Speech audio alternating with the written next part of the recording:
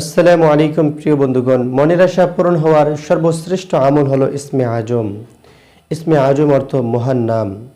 বিভিন্ন মুহাদ্দিস এবং ইবনে হাজার আল আসকালানি রহিমাহুল্লাহ তার ফাতহুল বারিতে উল্লেখ করেছেন যে আল্লাহ রাব্বুল আলামিনের সর্বশ্রেষ্ঠ মহান নাম হলো আল্লাহ। জীবনে অনেক বিপদ আপদ আসে, অনেক চড়াই উতরাই আসে, যেই সময়গুলোতে আমাদের পিঠ দেয়ালের মধ্যে ঠেকে যায়, সমস্ত ধরনের পথ বন্ধ হয়ে যায়, তখন আল্লাহ রাব্বুল আলামিনের সাহায্য ছাড়া আমাদেরকে আর বেঁচে থাকার কোনো উপায় থাকে না।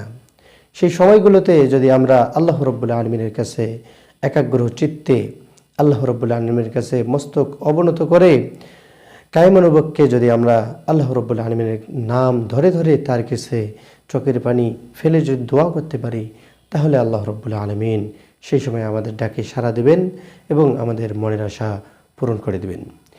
প্রিয় বন্ধুগণ, ইসমে আজমের যে নির্দিষ্ট দোয়াটি রয়েছে, যেই দোয়াটি যদি কেউ সহিহ শুদ্ধ সুন্দরভাবে উচ্চারণ করে একাগ্র চিত্তে আল্লাহ রাব্বুল আলামিনের উপর বিশ্বাস, ভয়, আকুতি সব ঠিক রেখে যদি আল্লাহ রাব্বুল আলামিনের কাছে করতে পারে, তাহলে অবশ্যই আল্লাহ রাব্বুল আলামিন তার ডাকে সাড়া দেবেন এবং তার মনের আশা কবুল করে নেবেন। তিরমিজিতে এসেছে বুরাইদা রাদিয়াল্লাহু তাআলা আনহু থেকে বর্ণিত যে এক ব্যক্তি নামাজে দাঁড়িয়েছিলেন, দাঁড়িয়ে তিনি এই দোয়াটি পড়লেন, আল্লাহুম্মা ইন্নী আসআলুকা বিআন্নী আশহাদু আন্নাকা আনতাল্লাহ লা ইলাহা ইল্লা আনত আল আহাদুস সামাদ আল্লাযী লাম ইয়ালিদ ওয়া লাম ইউলাদ ওয়া লাম ইয়াকুল লাহু কুফুয়ান আহাদ। এই দোয়াটি যখন তিনি পড়া শেষ করলেন, তখন নবী আলাইহিস সালাম, রাসূল সাল্লাল্লাহু আলাইহি সাল্লাম বলেছেন যে এই ব্যক্তি ইসমে আজম পড়েছে। আর ইসমে আজম এমন একটি দোয়া, যেই দোয়াটি পরে আল্লাহ রাব্বুল আলামিনের কাছে যদি কোনো চাওয়া যায়, কোনো যদি মনের আকুতি, মনের ইচ্ছা, কোনো যদি আশা যদি আল্লাহ তাআলার কাছে পেশ করা হয়, তখন আল্লাহ রাব্বুল আলামিন অবশ্যই তার মনের আশা এবং ইচ্ছার ডাকে সাড়া দেন এবং তার মনের আশা কবুল করেন। প্রিয় বন্ধুগণ, দোয়াটি আবার বলতেছি, আল্লাহুম্মা ইন্নী আসআলুকা বিআন্নী আশহাদু আন্নাকা আনতাল্লাহ লা ইলাহা ইল্লা আনত আল আহাদুস সামাদ আল্লাযী লাম ইয়ালিদ ওয়া লাম ইউলাদ ওয়া লাম ইয়াকুল লাহু কুফুয়ান আহাদ। এর অর্থ হলো, হে আল্লাহ, আমি আপনার কাছে সাহায্য প্রার্থনা করতেছি, আমি সাক্ষ্য দিচ্ছি আপনি আল্লাহ, আপনি ছাড়া কোনো উপাস্য নেই, যিনি একক, যার কোনো মুখাপেক্ষী নেই, যাকে কেউ জন্ম দেন নেই, তিনিও কাউকে জন্ম দেন নেই এবং তার সমকক্ষ কেউ নেই।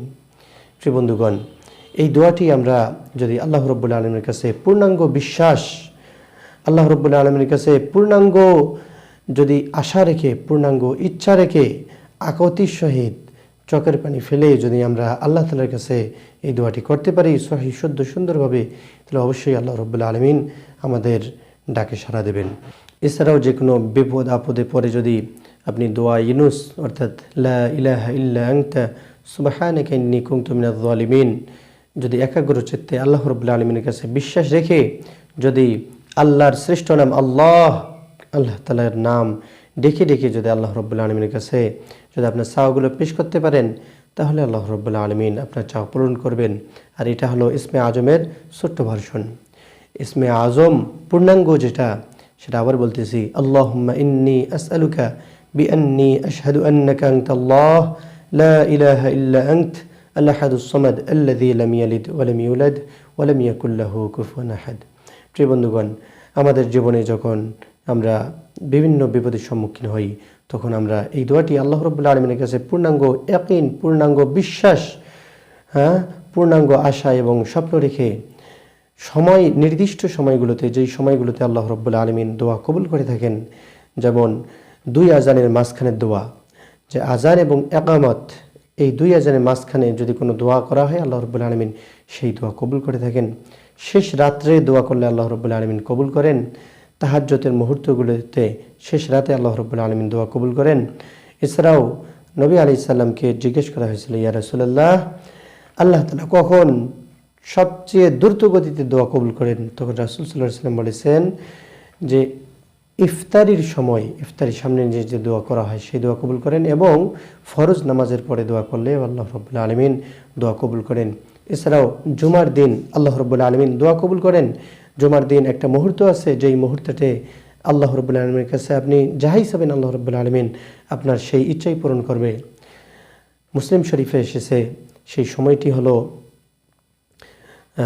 জুমার আজান থেকে শুরু করে নামাজ শেষ পর্যন্ত, এবং তিরমিজি শরীফে এসেছে আসর থেকে মাগরিব পর্যন্ত। তা আমরা এই দুই সময় আল্লাহ রাব্বুল আলামিনের কাছে ইবাদত করব। যখন জুমার আজান দেবে সঙ্গে সঙ্গে আমরা মসজিদে যাব, শেষ পর্যন্ত আল্লাহ রাব্বুল আলামিনের কাছে নামাজ কালাম পড়ব। শুরুতে গিয়ে আমরা নফল নামাজ আছে, সুন্নত নামাজ আছে, সেগুলো পড়ব। এরপরে আমরা সূরা ফাতিহা, 3 কুল অর্থাৎ সূরা ইখলাস, সূরা নাস, সূরা ফালাক এবং সূরা ইখলাস 3 বার, এছাড়াও দুরূদ শরীফ, এছাড়াও ইস্তিগফার পড়ে আল্লাহ রাব্বুল আলামিনের কাছে আমরা আকুতি করে ইমোশনালি আমরা একদম কায়েমানুবাক্যে আমরা ইসমে আজম পাঠ করে যদি আল্লাহ তাআলার কাছে আমাদের চাওয়াগুলো আমরা পেশ করতে পারি, অবশ্যই আল্লাহ রাব্বুল আলামিন আমাদের এই চাওয়াগুলো পূরণ করবেন। এই জন্য দোয়া কবুল হওয়ার যে নির্দিষ্ট সময়গুলো আছে সেই সময়গুলোতে আমরা ইসমে আজম পরে পরে আল্লাহ রাব্বুল আলামিনের কাছে দোয়া করার চেষ্টা করব। এছাড়াও ইসমে আজম পড়ার নির্দিষ্ট কোনো সময় নেই। আল্লাহ রাব্বুল আলামিন আমাদেরকে ইসমে আজমের উপর পূর্ণাঙ্গভাবে আমল করার তৌফিক দান করুন, এবং আমাদের প্রত্যেকের মনের নেক আশাগুলো আল্লাহ রাব্বুল আলামিন কবুল ও মঞ্জুর করে দিন। আমিন। আসসালামু আলাইকুম রহমতুল্লাহ।